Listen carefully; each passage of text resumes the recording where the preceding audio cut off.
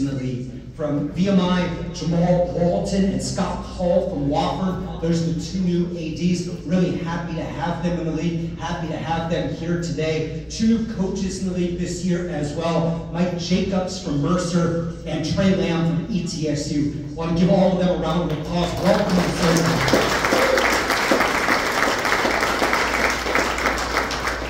We held a really successful event yesterday at Kronk Studios for our student athletes. I want to thank all of the athletes and all the coaches for working with us, for really engaging with us to put together some cool, innovative content, stuff that we're not seeing in other places in the FCS. So thank you for working with us there. I really think as you look at our new website and some of the graphics, some of the digital stuff we're doing, we're pointing up in a way that other leagues are not looking in a forward manner. And with that being said, I want to introduce Michael Cross, our commissioner, for some thoughts on where the league is today, specifically the football season.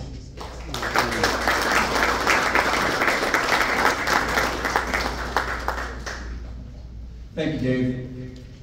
As the nation's fourth oldest Division I athletic conference, the Southern Conference enters its 104th year as one of the most stable conferences nationally amidst the sea of changes in the world of college athletics. Our catchphrase, "It's all here," effectively captures the strengths and attitude of the Southern Conference.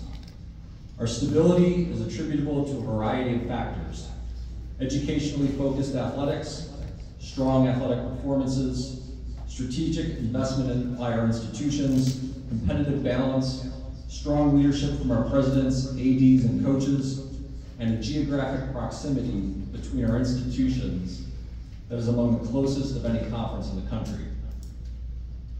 The SoCon continues to be an exceptional national example of a philosophically aligned conference across a diverse mix of public, private, and military institutions.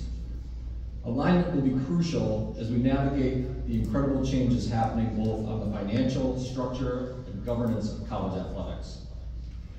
The themes I heard during my first year as commissioner have been consistent: the need for resources and the need to define who we are in this changing landscape. I can tell you as I travel the country, attending commissioner meetings and industry events, the alignment of the SoCon does stand out. A lot of people tend to treat everyone outside the ACC, the Big Ten, the SEC, and the Big 12 like they're a small town. As you know, in a small town, some people try like crazy to get out. But other people stay because they recognize it's their own place and their own town, and it has everything they need. It's interesting, it's approachable, and it has unique characteristics of that special place. And we believe that is true for the SoCon when we say it's all here. Earlier today, the SoCon CEOs, ADs, and SWAs met with NCAA President Charlie Baker. It was a productive conversation about the future of the NCAA and the anticipated antitrust settlement, which will cost the Southern Conference $27 million over the next decade from reduced NCAA distributions. The settlement will provide billions of dollars to former, current, and future college athletes in the form of direct payments from revenue sharing and increased scholarships. The settlement provides the ability to plan for the future with a reduced but not eliminated threat of legal action. The relative certainty from the settlement is only valuable if we learn from the mistakes that got us here. That lesson is clear. Anti-competitive practices and restraint of trade cannot continue, and those expectations are shaping the future of college sports. The changes will include a shakeup of the NCAA structure that is unnecessarily complicated, overly restrictive, and hasn't evolved as our business changed. As I consider how the structure might be improved, I think the right approach can be summarized in one word, and that word is freedom. Fewer rules, less bureaucracy, more decisions being made at the conference level, not nationally. There are three primary areas where a national approach to NCAA governance continues to make sense. First, conference champions should have access to every NCAA championship, with automatic qualifiers for every sport. Second, Revenue distribution needs to be maintained for men's and women's basketball performance and meeting academic benchmarks. And finally, playing rules for all NCAA sports need to be agreed upon. In the simplest terms, we can't have one football team playing with 11 and the other team playing with only 10. In the vast majority of remaining areas, whether it's eligibility, financial aid, recruiting, benefits, enforcement, separation of the Power Four from the rest of Division I under the NCAA structure would benefit all parties.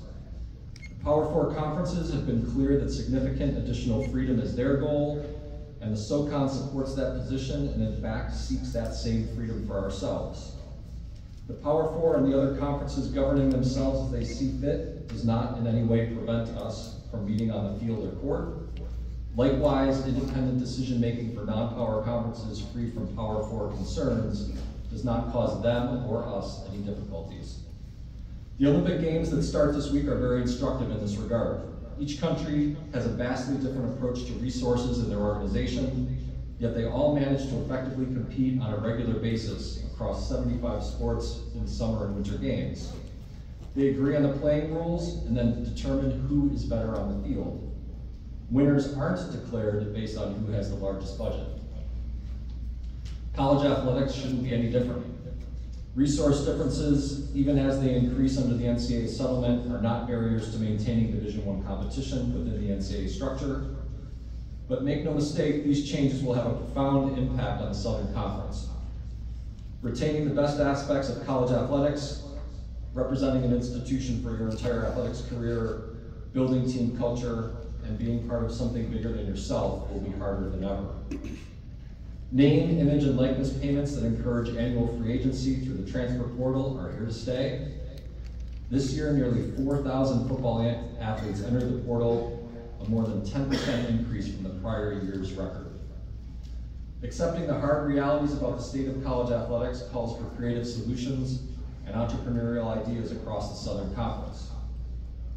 Coaches like to say control the controllables, and that's exactly what the SoCon is going to do in the face of change.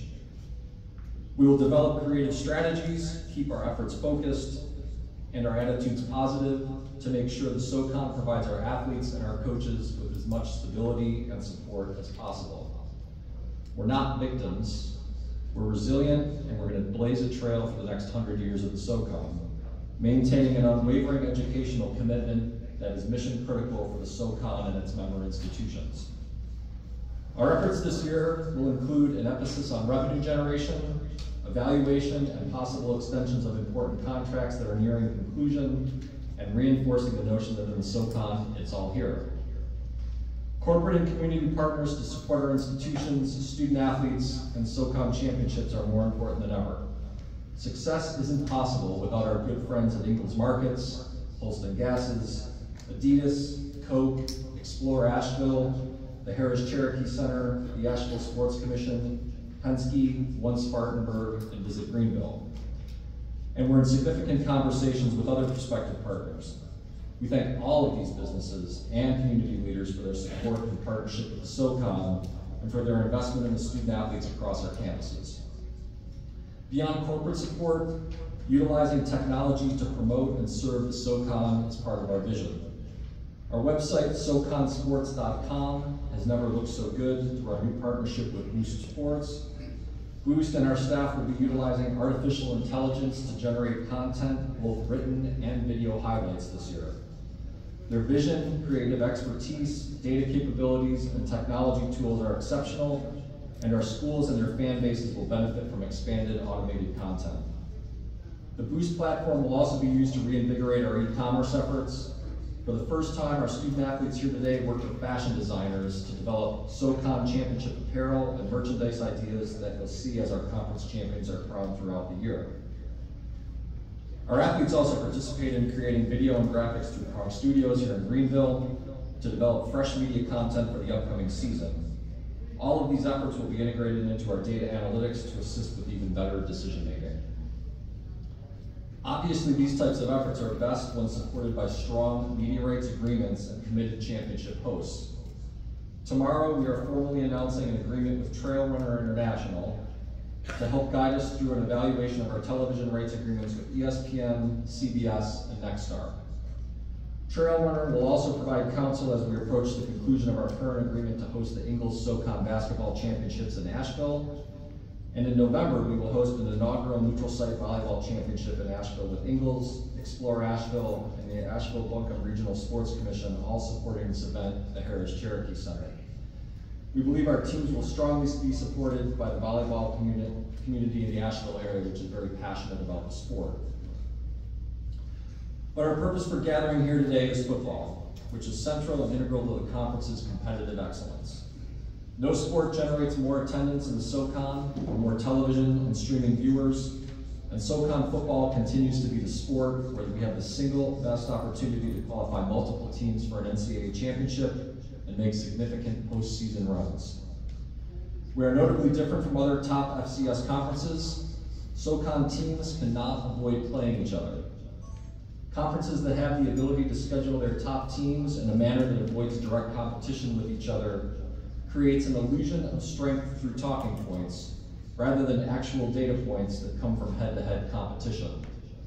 On SoCon Saturdays, there's nowhere to hide. I'm very comfortable stating that half the SoCon is worthy of inclusion in the NCAA championship field this year, and we will make sure that message is heard and understood through our performance, data, and storytelling. Our competitive strength in the national landscape starts with the coaches in this room and the athletes who are here with them today. Our programs are supported by strong institutions, outstanding campus leadership, and engaged alumni who are invested in success. All of our teams have been nationally ranked in the last 8 years, and the SoCon finished the 2023 season with 4 ranked teams. We have numerous preseason All-Americans, and half our teams are receiving recognition in this year's polls. This season is full of promise, and I cannot wait to see the excitement that unfolds on SoCon Saturdays. In conclusion, thank you to everyone who contributed to make this day possible, the entire SoCon staff, the Hotel Harvest, our football coaches, ADs, and communication staff from all the campuses, staff from Wofford and Furman who assisted with this event, and of course we appreciate the media members who are here today. Thank you sincerely for your coverage not only today, but throughout the year. Your collective passion for SoCon football is truly appreciated. You'll see this afternoon why the 18 student athletes here were selected as the best of the best in their programs. They're leaders and tremendous representatives of their schools and the SoCon, and I encourage our athletes to take full advantage of the opportunity to share your personal stories and to promote your teams and the other teams in the SoCon. Our competitive excellence and performance starts with all of you, and our institutions at the conference are incredibly proud to have you here today and can't wait to see you compete on SoCon Saturdays. Thank you for being here with us at Media Day and for the sacrifices and commitments that you make as student athletes throughout the season to show the country and everyone across the globe that it's all here on SoCon Saturdays. Now it's time to light this candle. I'm going to turn the floor over to our coaches and student athletes in the media, and I thank you for your attendance today.